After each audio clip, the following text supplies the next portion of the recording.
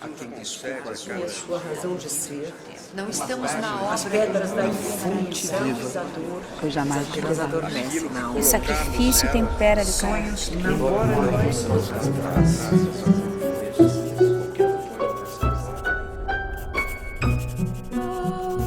Embora ninguém possa voltar atrás e fazer um novo começo, Qualquer um pode começar agora e fazer um novo fim.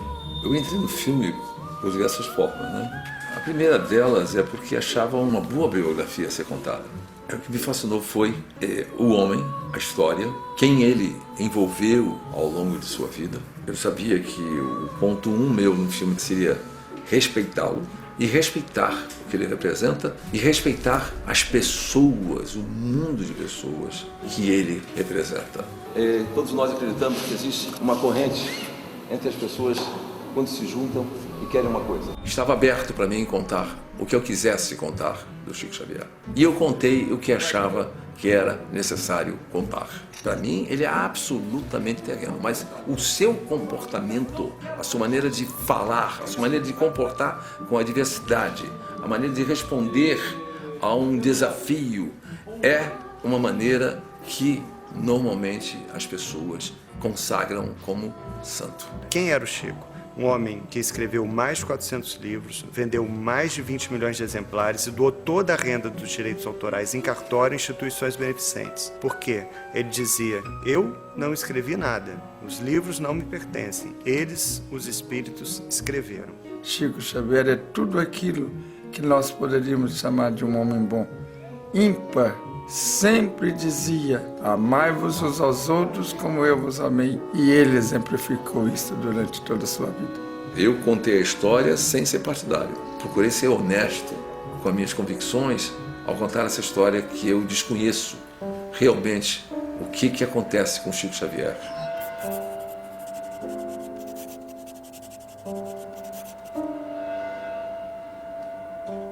Quando o roteiro começou a ficar pronto, eu vi que eu precisaria de 3 Chico Xavier. O Nelson e o Ângelo foram primeiras escolhas. Não teve outras pessoas na minha cabeça. Eu quero agradecer a todos vocês que vão participar do filme. É um agradecimento ao ser humano que foi Chico Xavier e que todos nós, seja a doutrina ou seja o que a gente acredita, o que a gente crê, o que acha, vê nele uma pessoa que no Brasil deixou uma sensação de esperança, de amor, de carinho. Ele teve amor.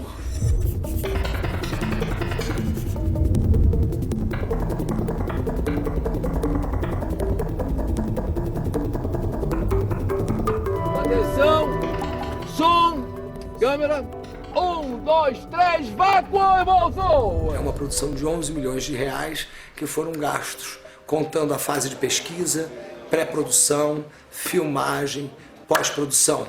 5 anos de roteiro, 6 meses de pré-produção, 8 semanas de filmagem e agora quase 8 meses de pós-produção. Em determinado momento do filme, a equipe fixa, quase vamos dizer assim, que transitou entre Rio, Tiradentes e Paulínia, 177 pessoas. Então é bastante gente para administrar, né? Na verdade é um filme muito grande, né? É um filme que parece simples, né? Contar a história de um personagem lá do interior de Minas, um sujeito que tinha uma simplicidade na sua vida, mas o filme em si não é nada simples, é um filme complicadíssimo. A gente tem 120 e tantos atores, né, que tem fala. A figuração desse filme é mais de 1000 pessoas, acho, no total. Não é qualquer pessoa que você pode colocar em cena, tem que ser tipos, porque o filme, como todo mundo sabe, é um filme de época. Esse filme vai de 18 até 71. E o século XX ele é muito marcado por décadas. Você tem uma roupa para 10, você tem a Belle Époque, você tem uma roupa para 20, você tem uma roupa de 30, você tem uma forma. Passa-se o tempo nos cenários, nas locações, e então, assim, o desafio foi ter conseguido passar essa vida desse personagem com esses cenários que evoluem no tempo. E eu acho que talvez o desafio mais complicado de todos foi que a gente acabou filmando em vários lugares. A gente teve talvez umas 5 fases. A gente filmou no Rio, depois filmamos em Minas, em Tiradentes, depois filmamos em São Paulo, depois filmamos de novo no Rio, depois fomos filmar de novo em Minas, lá em Uberaba. Onde a gente chegou e falou do Chico Xavier, as portas se abriram pra gente mesmo. Todas as vezes que eu entro num cenário do Claudinho, a gente casa bem, sabe? Tudo foi muito harmônico, deu muito certo. As roupas entraram, pertenciam àquelas pessoas que moravam naquele lugar, que eram daquele cenário. Eu não queria que nada ficasse falso. Eu tive o maior cuidado possível. Tentei estudar ao máximo, de pesquisar cada material. Tive uma preocupação de estar trabalhando com HD. Esse filme é captado com digital. Eu acho que isso vai resultar numa nova fotografia à medida que a gente vai encontrar uma nova textura, uma nova cor. Mas esta é a imagem que toda a nova geração está se acostumando, porque é a imagem que está no computador. Eu acho que se pode fazer um bom filme filmado em HD, filmado com a câmera RED ou com outros tipos de câmeras que tem. Acho que a gente tem agora que desenvolver um novo olhar sobre a fotografia no cinema. Resumindo, a gente tem um período mais barroco do filme, que é o período onde não tem luz elétrica. A fotografia tem um tom mais quente, a fonte de luz vem do fogo. Posteriormente, vem a luz incandescente, mas a luz incandescente também é uma luz quente. E no último período do filme, a gente esfriou na parte do pinga-fogo, que é uma parte mais fria. E entre elétrico e maquinário, o fotógrafo tem que ser uma coisa só, tem que ser uma engrenagem só. Lógico que tem desafios, né? Eu faço muitas traquitanas. Traquitanas, para quem não sabe, é alguma coisa criada que não existe para que aquilo seja usada no set. Só que o tempo de realização das traquitanas é muito rápido, você tem que criar aquilo rápido. Algumas você elabora na cabeça, o resultado você só vai ver na hora. E quando você joga no set, aí que ela vai funcionar de acordo com o que o diretor pensou. O Daniel, eu acho que é um dos diretores que mais sabe com quem eu trabalhei, mesmo. O Daniel me ensina. Ele me ensina a colocar câmera, ele me ensina a poupar planos, porque ele aproveita muito bem as câmeras. Cris D'Amato tem comando, agilidade e tem a delicadeza feminina, o olhar feminino que é muito mais aguçado.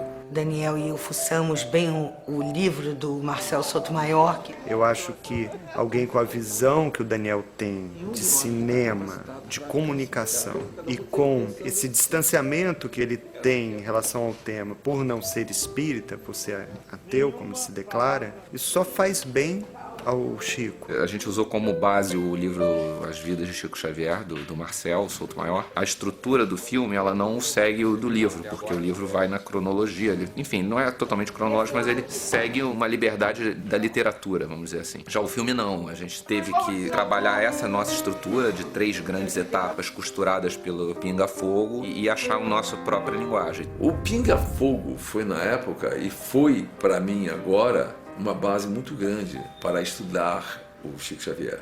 Porque ali naquele programa ele coloca muitos seus pensamentos e eu acho aquilo muito ecumênico. O Pinga-Fogo assustou um pouco o pessoal técnico porque, dada a dimensão da cena e da quantidade de câmaras e das pessoas, a quantidade de gente envolvida, os entrevistadores, o pivô da televisão. Eu queria estar mais perto da realidade possível no filme. Então, nada mais real do que o Pinga-Fogo. Aí está ele, Francisco Cândido Xavier, Chico Xavier.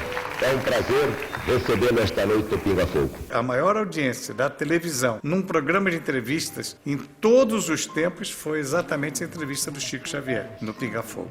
Saulo Gomes foi o repórter que trouxe o Chico Xavier de Uberaba para a primeira entrevista no programa Pinga-Fogo, que era conduzido pelo Almir Guimarães. A primeira entrevista que eu realizei com o Chico foi no início do mês de maio de 1968. Era para mim um desafio entrevistar Chico Xavier, quebrar aquele tabu em relação à imprensa. Eu vi que o Chico Xavier, ele era humano que era humano e me provou, desde a primeira entrevista, que ele é uma das poucas pessoas que realmente tinha amor pela humanidade. Sem dúvida nenhuma, eu sei que mexeu comigo, como mexeu com muitas pessoas que fizeram o filme.